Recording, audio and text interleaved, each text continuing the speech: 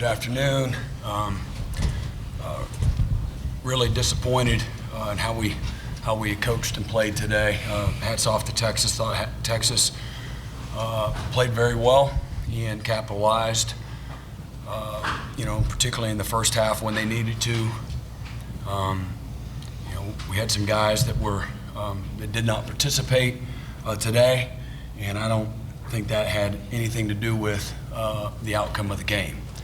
And we were good enough, on both sides of the ball to be a lot more competitive and have a chance to win the game than what we displayed. From coaching and getting them ready, that responsibility starts with me, and I obviously did a very poor job of doing that. Lose a game 49-0, and have all this great coaching and scheming and everything else, without, again, the accountability beginning and ending, with me. So obviously I've not done a great job. I think our players have been incredibly invested through the first half of the season, and frustrated for them not to see the results that they're all fighting for every single day. Some ways it would look like maybe a tired football team, and there's probably several reasons why right now we're having to play near perfect football, and we're just not able to do that right now. So I thought we had plenty of opportunities in the first half where, if we take advantage of some short fields, execute at a better level, help them with play calls, whether we're getting off the field. They had 4 touchdown drives of 79 plus yards, no quick touchdown drives. So there's plenty of opportunity within those drives, in my opinion, that we can do a better job of coaching and playing to help us get off the field. I thought we had a lot of early momentum in the game, and we just could not capitalize. And right now you feel like you need to play close to perfect right now. So we're not playing with great confidence. And like I said, looking back on it, you just look, I don't know if it's just a little bit of not quite as sharp as we need to be. So we'll obviously look at everything, and I thought one of the critical points in the game was early, and where we turned the ball over on downs. We have 1st and goal at the 8, and I thought on earlier downs there, 1st or 2nd down, we had an opportunity to walk in, and we didn't, and we end up with no points. So first half not taking advantage of the field position, and then again not being efficient enough on defense on their 4 touchdown drives to get off the field. And any opportunity that we wanted to get back in the game, we just didn't have it in the second half. Had 25 yards, 24 yards of offense in the second half, and still, again, game control-wise on the defensive side of the ball, we're no better in the second half. So with that, I'll open it up. All right. Again, raise your hand. We got mic runners. We got questions for coach or player, and we'll start in the front. Brent, I wanted to ask you about Dylan Gabriel. Right here, Brent. At what point did you realize this week that he wasn't going to be available? And can you talk about maybe long-term? Are you looking at this as a long-term injury possibly? And also the game plan going in without Dylan into this contest?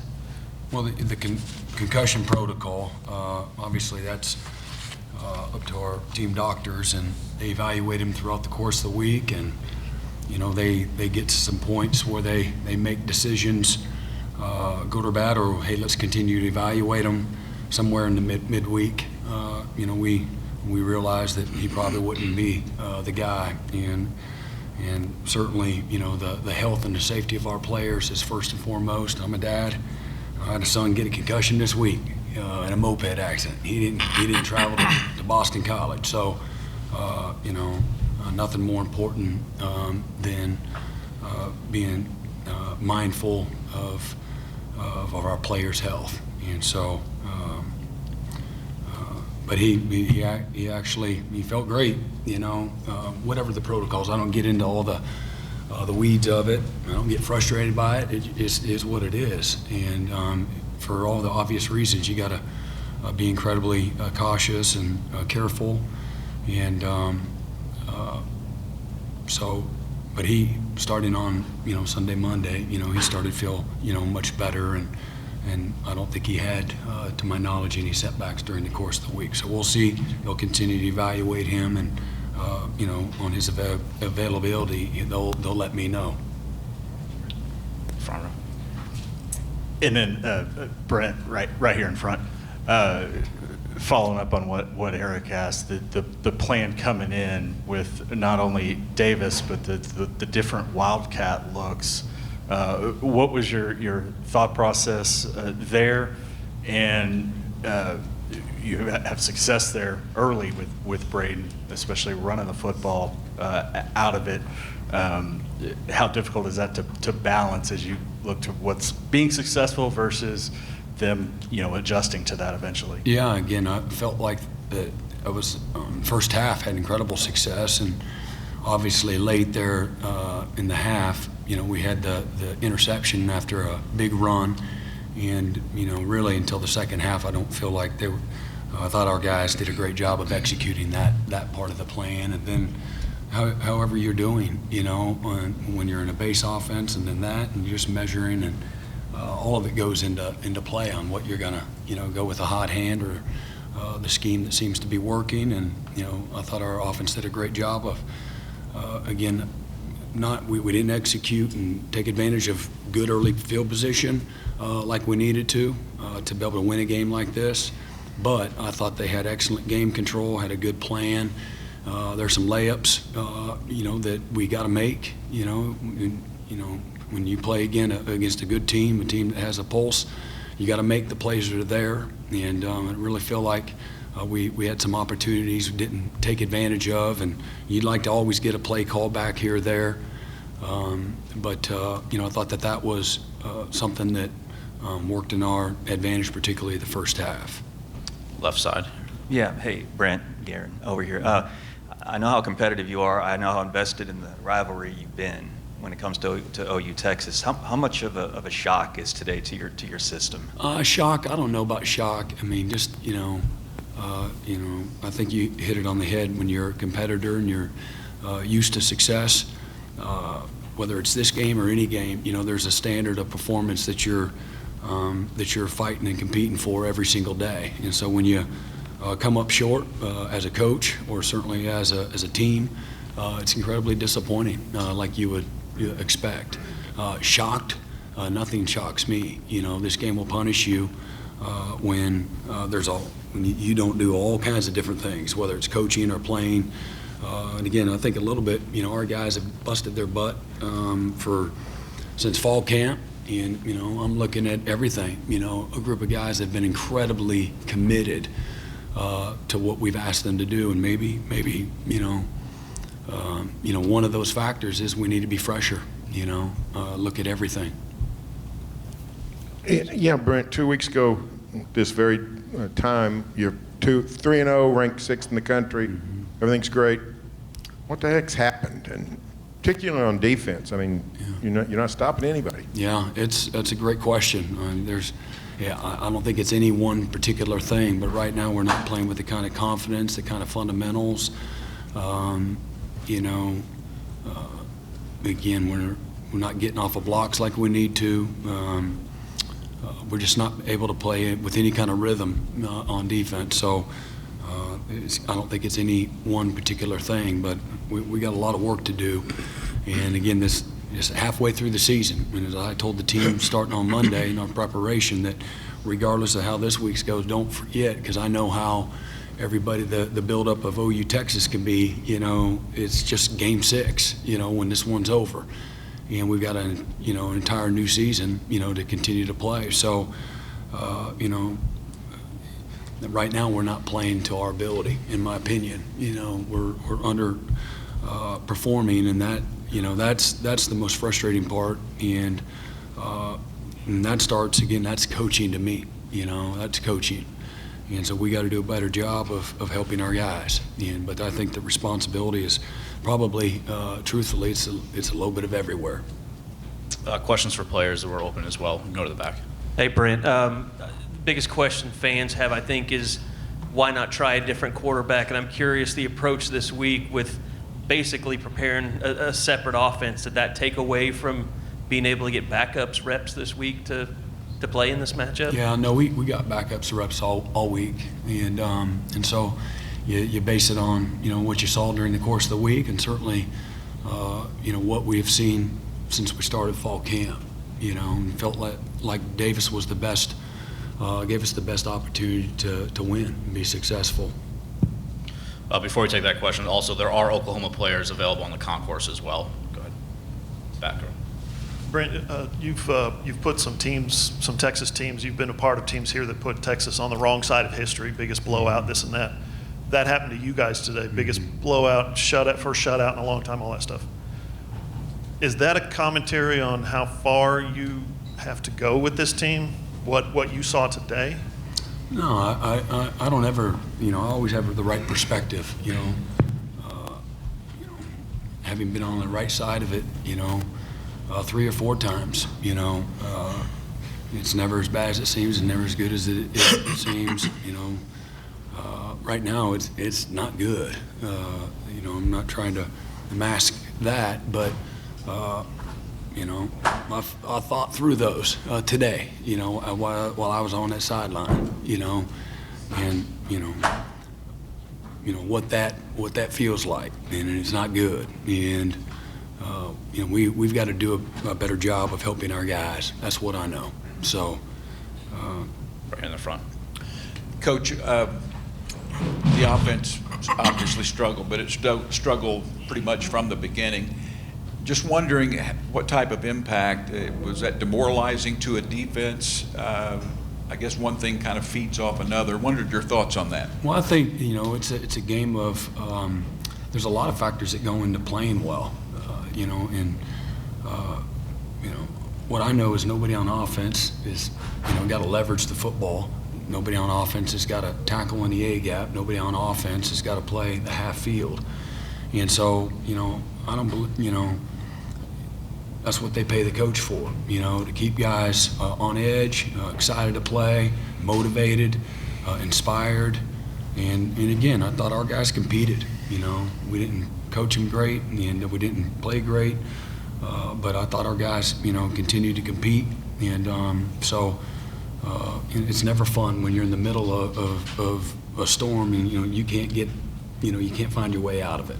And so it's, can be discouraging for everybody involved. And but again, that's the challenge, is that the only way you're going to get better and get out of the storm is by having the right mindset, to continue to attack it and stay in the fight.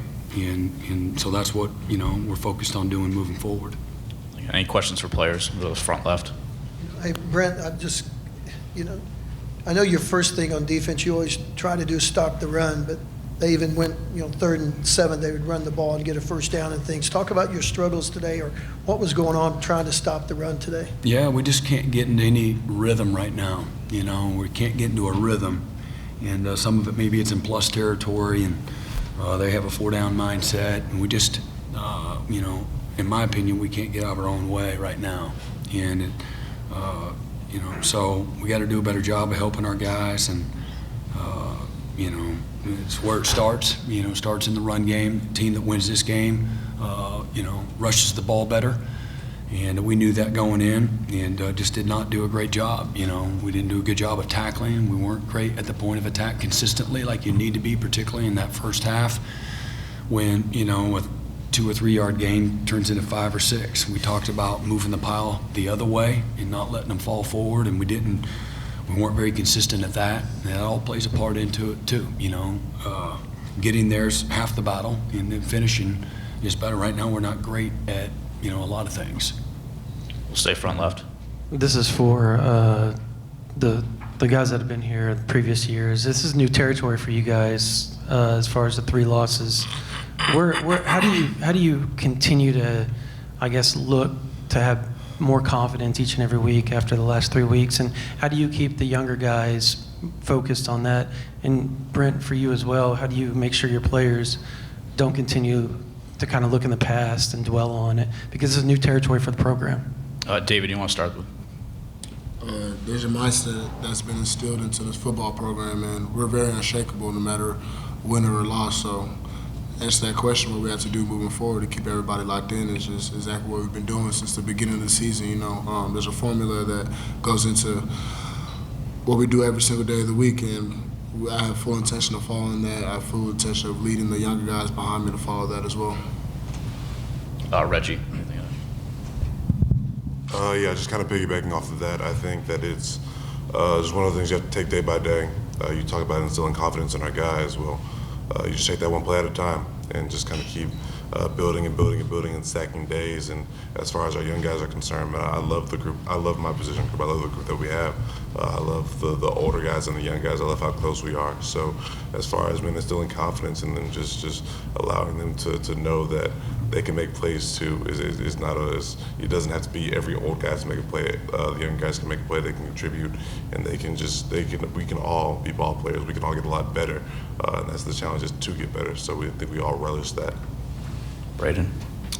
Yeah, this is uncharted territory for us. But at the end of the day, all the guys up here have played a lot of ball, and I think the biggest thing for us right now is just to lead a little bit harder. You know, push a little bit harder, and left every stone unturned. You know, everything has to be said. Everything has to be brought. You know, held accountable.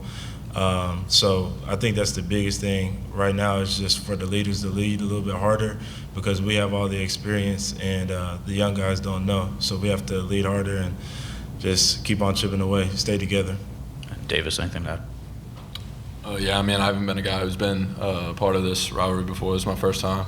But just been on a team that's won a lot of games before, and I know that this team has the talent to do so. We're definitely tight-knit. It's truly a family. And just the way that we're going to get past is that windshield mentality. You got a small rear view mirror for a reason. So that's what just got to keep looking forward. Stay on the left side. Yeah, for Reggie and David, Brent mentioned losing confidence over the last couple of weeks. Do you kind of feel that, and do you know how to get out of that or get confidence back, other than just looking at the scoreboard at the end of a game? Reggie, start first, please. And I would just say, because I didn't get to follow up on your question, Brandon, you know, the same things that it takes to be successful, you got to have those same qualities, you know, when things aren't going well, you know. So if that's courage, if that's toughness, that's belief, all those same qualities in a moment of weakness, when things aren't going your way, the same things it takes to be successful. You gotta you know, rely on the foundation of those things, and so that's what'll sustain you, you know, to have, you know, that type of mindset. So not an easy thing to do, and you know, the adversity and the failure, losing, can divide a team, you know, quickly, right? You see it all the time, okay? Or people just make a choice. It's literally that easy, okay? That no, I believe in this. I have that unshakable belief in what we're doing, and again, there's, you know, again, responsibility goes everywhere. And when guys, you know, they know what's real, you know, and they have some accountability, and I know we got the right guys, they'll know how to respond. And, you know, just to piggyback what David said. Reggie, you want to start with a question about confidence? Yeah, I think it's a really important thing to just stay together as a team. We're all we got and we all we need, quite honestly. So it's one of those things to where, okay, what's the outside world saying about us? None of that matters. Okay, what are we telling ourselves? Okay, we're still Oklahoma. And at the end of the day, that's all we have, that's all we need. So you talk about instilling confidence back in our young guys, just more of a relearning, re-understanding to the fact that we are still who we say we are. We still are the ball players that we have been. It's just a matter of doing the little things right and just making the right plays, making your layups, as Coach Venables says. But we are still who we say we are. David, anything to add there?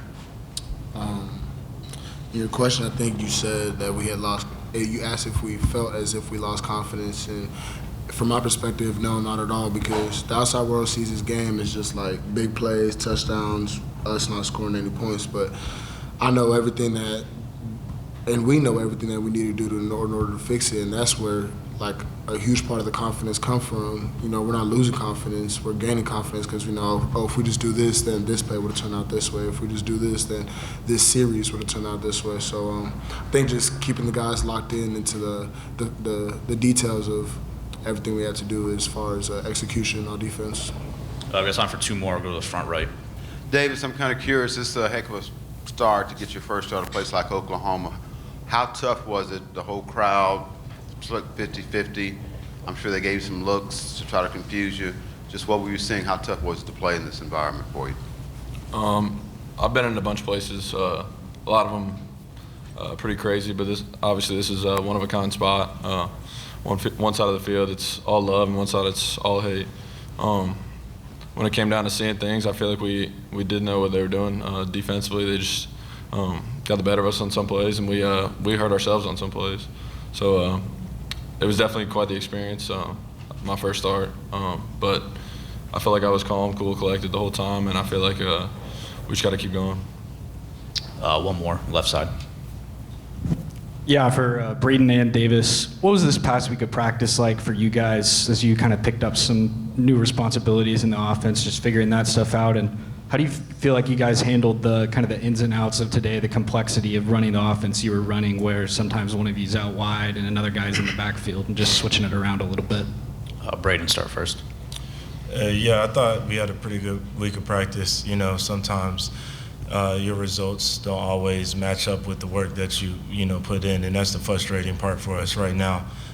You know, there's a lot of extra responsibility put on different guys, but the guys that we put it on are guys that have been around for a long time and are used to, being held responsible. Excuse me. But being, held responsible and having a lot of responsibility, so I don't think it was too much of a challenge. I think, like David said, in a football game like this, there's going to be plays made on either side, and then I think we did hold ourselves back a little bit. So I thought the preparation and the intent was right. At the end of the day, we just have to be better, and that's all it is. And Davis? Just speaking on preparation, I feel like it was a week for me, just personally. Going through that full week is preparing for the starter. It was definitely different for me, but definitely a great experience. I feel like throughout the week we had great energy through practice. Didn't let those two losses shake us. So like you said, sometimes the preparation you put in, the outcome doesn't reflect that. But just another week ahead of us that we just got to go in and keep our heads down and just keep working and block out all that extra noise from people that really shouldn't have an effect on how you view yourself or view this team. Okay, that concludes. Thank you very much, guys.